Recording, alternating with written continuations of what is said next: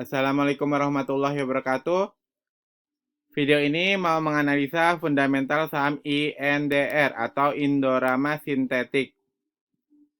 INDR per detik ini, per video ini dibuat tanggal 12 Juli tahun 2023. Harga INDR berada di Rp4.350. INDR ini akan kita analisa fundamentalnya menggunakan data laporan keuangannya 5 tahun terakhir.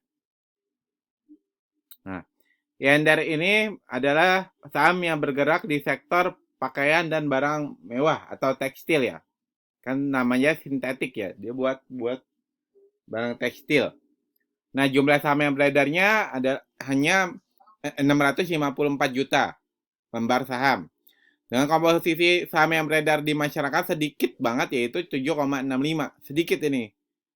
Karena ini di bawah 15%. Nah, bagi kami menganggap 7,65% ini sedikit. Yang bagus tuh di atas 15% dan di bawah 50%. Untuk hutangnya mencapai 83,76% dibandingkan dengan ekuitasnya. Ini masih cukup bagus. Kenapa? Karena masih di bawah 100%. Untuk ekuitas kuartal satunya, dia turun 2%. Ekuitas kuartal 1 ini turun 2%. Nah, tapi jika dilihat dari jumlah ekuitasnya, walaupun terjadi penurunan nih, jumlah ekuitas kuartal 1 2023 ini terbesar kedua dibandingkan 5 tahun terakhir. Yang terbesar pertama tahun 2022 kemarin. Oke. Sekarang pertanyaan berapa kira-kira ekuitasnya di kuartal 4 nanti? Nah, berapa nih ekuitasnya? Nah, menurut kami ini akan terjadi penurunan. Kenapa? Ya. Karena kita melihat labanya, ya. Melihat laba kuartal 1 2023, ya. Laba kuartal 1 2023 ini turun jauh ya. Hanya 997 juta rupiah, di mana yang sebelum-sebelumnya mencapai ratusan miliar rupiah. Nah, di 2023 ini hanya nggak sampai 1 miliar. Maka kemungkinan di sini ekuitasnya juga bisa jadi turun. Untuk apa? Ya, untuk bayar utang jangka pendek bisa, untuk bagi dividen juga bisa. Makanya ekuitas di kuartal 4 2023 ada kemungkinan turun. Turun berapa? Ya. Saya ngambil paling pesimisnya, yaitu 14%. Karena melihat labanya lagi, kembali ke labanya lagi, gitu. Seperti itu. Jadi, kesimpulannya ya, dapat disimpulkan kalau fundamental saham INDR ini saat ini sedang suram dan fundamentalnya sedang jelek. Ya. Terjadi penurunan ekuitas dan terjadi penurunan laba yang sangat besar. Gitu ya.